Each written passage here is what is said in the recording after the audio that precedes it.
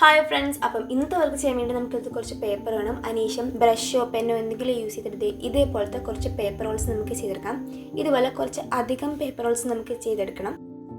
ഇനി നമുക്ക് ചെയ്യേണ്ടതെന്ന് വെച്ച് കഴിഞ്ഞാൽ ആ ഒരു പേപ്പർ റോളിൻ്റെ രണ്ട് എൻഡ് ഇതുപോലെ കട്ട് ചെയ്തെടുത്തതിന് ശേഷം അതിൻ്റെ എൻഡിലായിട്ട് ഗ്ലൂ അപ്ലൈ ചെയ്തതിന് ശേഷം അടുത്ത പേപ്പർ റോൾ അതിൻ്റെ ഉള്ളിലേക്ക് ഇൻസേർട്ട് ചെയ്തെടുക്കുക. ഇതുപോലെ കുറച്ച് അധികം നീളത്തിൽ ചെയ്തെടുക്കണം.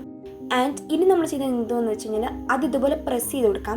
ഇനി നമുക്കൊരു പെൻസിലോ പെന്നോ എന്തെങ്കിലും യൂസ് ചെയ്തിട്ട് വീഡിയോയിൽ കാണുന്ന പോലെ ഇതുപോലെ ചുറ്റി കൊടുക്കാം.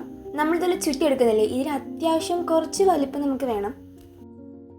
അപ്പം കംപ്ലീറ്റ് ചുറ്റി കഴിയുമ്പം ഇതുപോലെ കിട്ടും. അത്യാവശ്യം ഇച്ചിരി വലിപ്പം വേണം. ഇനിയാണ് നമ്മൾ ഇന്നത്തെ ക്രാഫ്റ്റിലെ മെയിൻ താരത്തെ എടുക്കാൻ പോകുന്നത്. ഇതേപോലത്തെ ഒരു കേർഡിന്റെ ബോക്സ് ആണ്. ഇതുപോലത്തെ ഏതൊരു പ്ലാസ്റ്റിക് കണ്ടറും നമുക്ക് യൂസ് ചെയ്യാവുന്നതാണ്. ഫസ്റ്റ് നമുക്ക് അതിന്റെ മുകളിൽ ഇതുപോലത്തെ ലേബൽ റിമൂവ് ചെയ്ത് കൊടുക്കാം. ആൻഡ് ഇനി നമുക്ക് കുറച്ച് പേപ്പേഴ്സ് എടുക്കാം. അതിന്റെ എൻഡ് കട്ട് ചെയ്ത് മാറ്റുക. ആൻഡ് അത് പ്രസ് ചെയ്തതിനു ശേഷം ഇതുപോലെ മുകളിലായിട്ട് ആ പ്ലാസ്റ്റിക് കണ്ടെയ്നറിന്റെ ചുറ്റും നമുക്ക് ഇതേപോലെ ഒട്ടിച്ചു കൊടുക്കാം.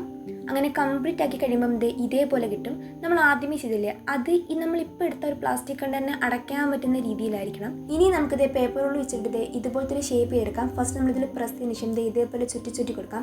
ഇതിൽ കൂടുതലും പേപ്പർ റോൾസ് വെച്ചിട്ടുള്ള പരിപാടിയാണ്. സോ ഇപ്പം നമ്മൾ ചുറ്റിയെടുത്തില്ലേ, ഇതേപോലെ നമുക്ക് 4 എണ്ണമാണ് വേണ്ടത്. അതേപോലെ പേപ്പർ അത്യാവശ്യം കട്ടിക്ക് ചുറ്റി ഇതേപോലെ വരണം. ഇനി കളർ കൊടുക്കുന്ന പരിപാടിയാണ്. ഇത്രയും സംഭവത്തിനും ഗ്രീൻ കളറാണ് നമ്മൾ കൊടുക്കുന്നത്. ഇനിയും കുറച്ച് പേപ്പർ എടുക്കാതെ ഇതേപോലെ ഒരു വട്ടത്തിലാക്കി ഒട്ടിച്ചെടുക്കാം. ആൻഡ് നമ്മൾ ആദ്യമേ ചെയ്തില്ലേ, പേപ്പർ ചുറ്റിയിട്ട് അതിൻ്റെ പുറകുവശത്തായിട്ട് ഇതേപോലെ ഒട്ടിച്ചെടുക്കണം.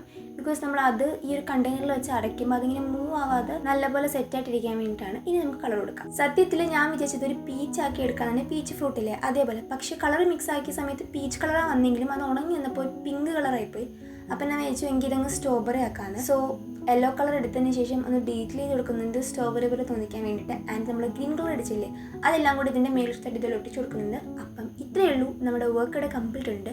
ഇങ്ങനെയുണ്ട് നമ്മുടെ ഈ സ്ട്രോബെറി ഓർഗനൈസർ. വെറൈറ്റി അല്ലേ, ആൻഡ് എല്ലാവർക്കും ഇഷ്ടപ്പെടുന്ന പ്രതീക്ഷിക്കുന്നു. അതിലുള്ള കുറച്ച് ക്ലിപ്സ് ഇതിനകത്ത് ഇതുവരെ അറേഞ്ച് ചെയ്ത് കൊടുക്കുന്നുണ്ട്. അതുപോലെ നമുക്ക് മറ്റ് സാധനങ്ങളും ലൈക്ക് വാഷി ടൈപ്സ് ഒക്കെ ഉള്ളത് ഓർഗനൈസ് ചെയ്ത് വെക്കാൻ പറ്റും. അപ്പം ഇത്രയേ ഉള്ളൂ. എല്ലാവർക്കും നമ്മുടെ ഇന്നത്തെ വർക്കും വീഡിയോയും ഇഷ്ടപ്പെടുന്ന പ്രതീക്ഷിക്കുന്നു. ഇഷ്ടപ്പെട്ടാൽ ലൈക്കും സബ്സ്ക്രൈബും ഒന്നും മറക്കല്ലേ. And thank you for watching.